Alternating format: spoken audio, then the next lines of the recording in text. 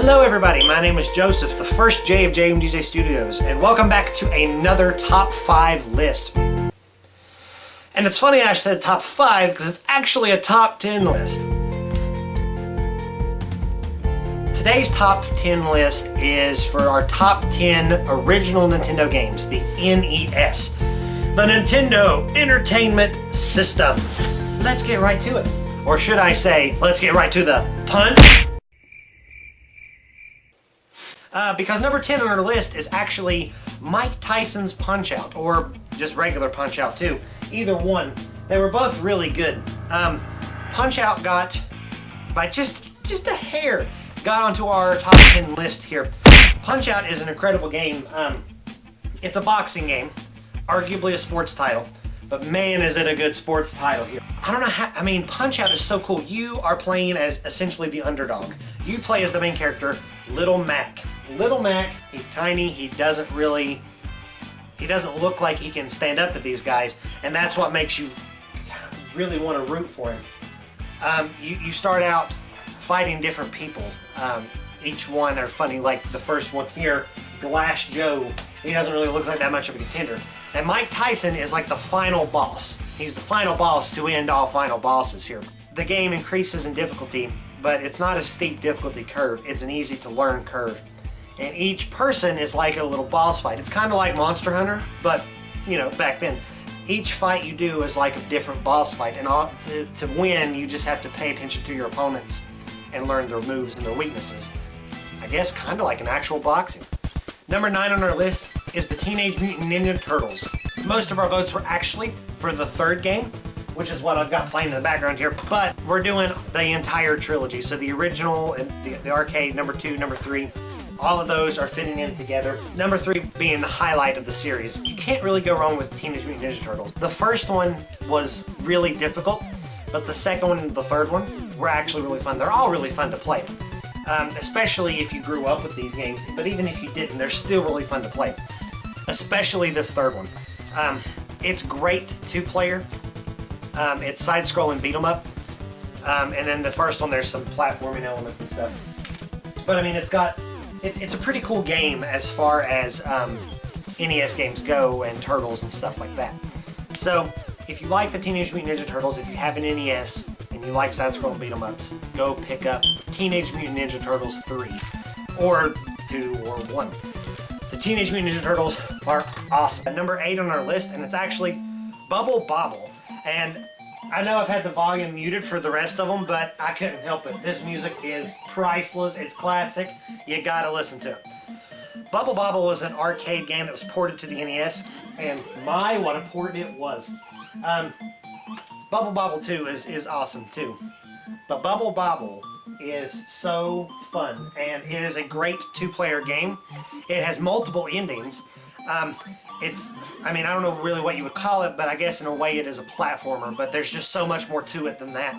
To really understand Bubble Bobble, you need to play Bubble Bobble, because you're a bubble dragon, and bubbles are awesome. Bubble Bobble.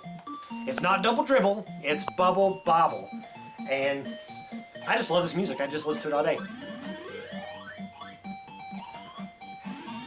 Okay, Bubble Bobble. At number 7 is Adventure Island by Hudson Soft. We're not just doing the first one, this is all 3 Adventure Islands because we got multiple votes for the entire series. Adventure Island is a great game. It's a side-scroller, it's a platformer, it's an adventure game. It's really fun. It's unique, and it's a really great trilogy to have on the NES. Adventure Island is actually kind of challenging too. Getting through each level feels very rewarding. There's just so much to do in the game, to be honest with you. I mean, skateboarding and collecting stuff and killing enemies and exploring the jungle and the caverns. There's some water levels in there. I mean, there's some pretty cool stuff going on. As you can see right now behind me, there's some pretty cool stuff going on. But Adventure Island was always fun, and it still is today. Number 7. Coming up next at number 6 on our list is not Mario, it's Duck Hunt. Duck Hunt is, it's a game where you hunt ducks. It's really simple. It was a light gun game on the NES, which was kind of revolutionary for its time, I feel. But basically what it is you aim at the ducks, you shoot the ducks, and the dog catches the ducks. You miss the ducks, the dog laughs at you, which is why we all enjoyed him when he was in Smash Brothers, so we could beat him up for doing that. Although it made us mad when he killed us and laughed again. Anyways, Duck Hunt is a really fun game. It's really addicting. It's a simple concept. There's just so much going on, so much you can do as far as getting your points up, shooting the ducks. Then you have those bonus stages. It's really, it's fun. It's so fun. I love Duck Hunt. We all love Duck Hunt.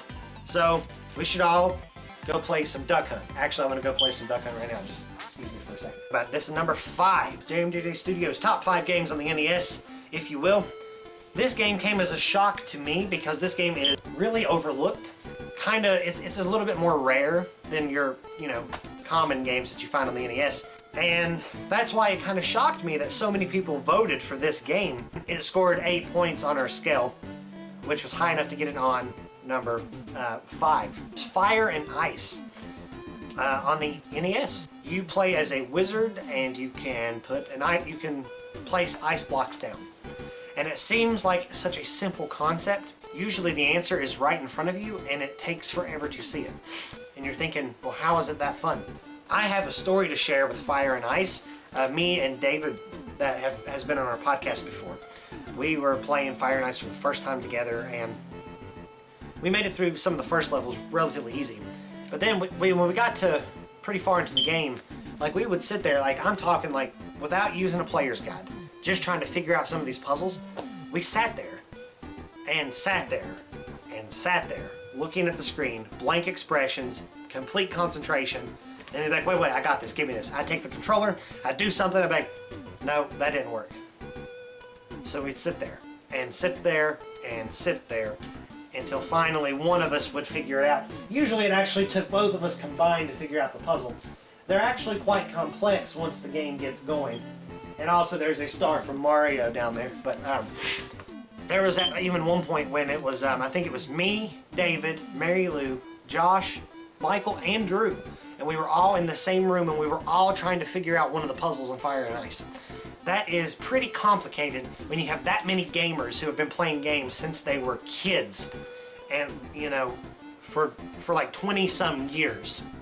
All of that experience put together, and we're getting stumped on some simple puzzles. So Fire and Ice is really fun. It's really addictive. It gets challenging. It's a great puzzle game. It is probably the best puzzle game that I've played personally. I highly recommend Fire and Ice on the NES. These cats get so excited when I have the thing up. You moved my camera angle. So at number 4 on our list was DuckTales on the NES. DuckTales is a platformer, and what a platformer it is. The TV show, if anyone has ever watched the TV show DuckTales, especially as a child, you understand the importance of DuckTales and why it was so incredible. So many of us voted for DuckTales. DuckTales is an incredible game. I don't even know how to describe DuckTales. DuckTales, and it made our number 4 slot. If you've never played it, I recommend picking up the remastered version because it's easier to find. But DuckTales, you take the spot of Scrooge McDuck, and you go through different levels, collecting treasure, beating up the bad guys. You've got this cool little jump attack with your pogo stick, or no, pogo stick, ha ha ha! You got this cool little jump attack with his cane, where you can actually bounce on the enemies, which is pretty cool. You can use it like a golf club and kind of knock blocks or treasure chests or rocks out of your way or up in an angle. There's some cool boss fights in the game.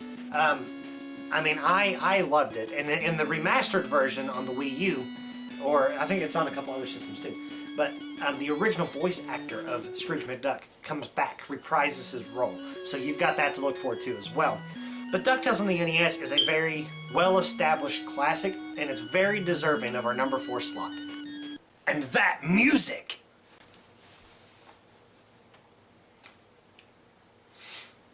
On our number 3 slot is The Legend of Zelda, the original Legend of Zelda.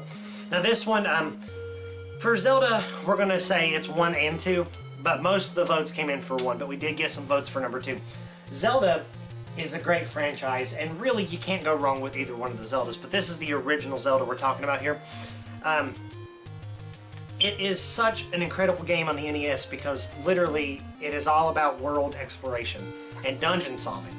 So literally you can explore this whole world and just go into dungeons and find items in the dungeons, beat the boss, come out with the Triforce piece. At the end of the day, you defeat Ganondorf, you save the Princess Zelda, you save the world! But no, Legend of Zelda is incredible. It's always fun. You can literally have fun with Legend of Zelda, not even going into the dungeons, just exploring the landscape for the very first time. Learning how the sword works, how you can shoot it, magic out of your sword if you've got full health, and so on and so forth. There's so many secrets hidden around the world itself, too. It's really awesome for an NES game to be this special to somebody. And it started one of the best franchises in gaming. The Legend of Zelda. It is very awesome. I'm gonna have to work on some lighting because there's not enough lighting here. In the next top 10 list, there's gonna be some better lighting in this thing. Now that we have some better lighting, we're gonna continue the top 10 list. At the number 2 slot is Kirby's Adventure on the NES. Kirby's Adventure, this was the first one in the series for Kirby, his signature copy ability. So this is the first time in a Kirby game since Kirby's launch where you got to copy an enemy and use their own attacks against them. This game is really fun. It has, to a degree, it has some level of challenge, but really, you know, Kirby games are meant to be, you know, easier. It makes them a little more appealing to all age groups. So, Kirby's Adventure is just a really fun game. Graphically standing, the game looks almost like a Super Nintendo game, which was awesome because I'm talking about the original Nintendo. Music-wise, it's classic Kirby. You can't go wrong with the Kirby soundtrack. They're all awesome. Even though the copy abilities are more simple, because, of course, like I said, this is the first time Kirby had his copy abilities, the platforming is spot on. The controls are awesome. The move set that Kirby has is really good. The boss fights are really cool. There's even a fight where you have to fight the sun and the moon in succession, so they keep switching places. So one of them's in the sky, and it's like nighttime, and you're fighting the sun. And then when it's daytime, the sun goes back up, and then night, you have to fight the moon. So it's really, really cool. It's really awesome. Like, it's so fun. There's just so much to do in the game itself. It is one of the best NES games on the system, and it is my personal favorite NES title. We had a lot of votes for Kirby. We had 28 votes on our scale for Kirby, so 28 points anyways. So Kirby's Adventure on the NES, just if you don't have it, stop what you're doing, stop the video, pause it, go order it, come back after you've played it, and then we'll pick up from there. To complete our NES list, there can only be one. And of course, that one is 3 games. We're actually going to be talking about, I mean, what other game could it be? Mario. I mean, you've got the original Mario, the original Mario on the NES that basically is the perfect way to start gaming. Everything is placed, especially in that first level, so perfectly that you've got, it's almost like a tutorial in itself without actually explaining to you what to do. Mario is a classic. Mario saved the gaming industry. Mario revolutionized the gaming industry, and in a way, Mario is still revolutionizing the gaming industry today. Mario Brothers 1, Mario 2, and Mario 3 on the NES all deserve this top spot. When I think of the original Nintendo, one of the first games that always comes to my head is Mario Brothers. And I think that's the same for everybody, really. But I mean, Mario is just so fun to play. There's just, by yourself or with friends, Mario is incredible. The music is incredible, the graphics are incredible, the game itself is incredible, the controls are spot on. I couldn't be happier with a #1 game on our list than Mario. Mario, you know, I thought Mario was going to be there anyways. It actually got voted with a whopping score of 42 points on our list, which is insane because I don't even think we've had a game that high on our Game Awards list before.